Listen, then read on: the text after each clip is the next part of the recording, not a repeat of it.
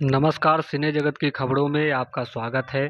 अभिनेता शाहिद शम्स की आने वाली भोजपुरी फिल्म बनल रहे सनरवा हमार का फर्स्ट लुक जारी किया गया। इस फिल्म में अभिनेता शाहिद शम्स की बहुत अच्छी भूमिका है। बनल रहे सनरवा हमार के लेखक निर्देशक हैं अमिताभ कुमार। माँ श्री प्रोडक्शन प्रस्तुत भोजपुरी फिल्म बनल रहे सनरवा हमार की हीरोइन रूपा मिश्रा हैं, जो अपने अदाकारी से सबका दिल जीत लेंगी। बालेश्वर सिंह और रूपा मिश्रा की जोड़ी हैं। वहीं इसके साथ हिमांशी सिंह, परी सिंघानिया, माधवी श्री, अरविंद सिंह, शाहिद शम्स, अक्षय सिंह, रवि सिंह, आर के गोस्वामी, मटरू जी, जयप्रकाश सिंह जी, रुस्तम अली आदि ने अपने रोल में जान डाल दिया है। बाकी सभी कलाकारों ने भी अपने संजीदगी अभिनय किया है, जो कि काबिल तारीफ है।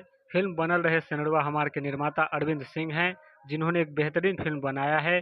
सह निर्माता अमित सिंह हैं, जिनका इस फिल्म के निर्माण बहुत ही सराहनीय योगदान मिला है। लाइन प्रोड्यूसर राम बाबू गुप्ता।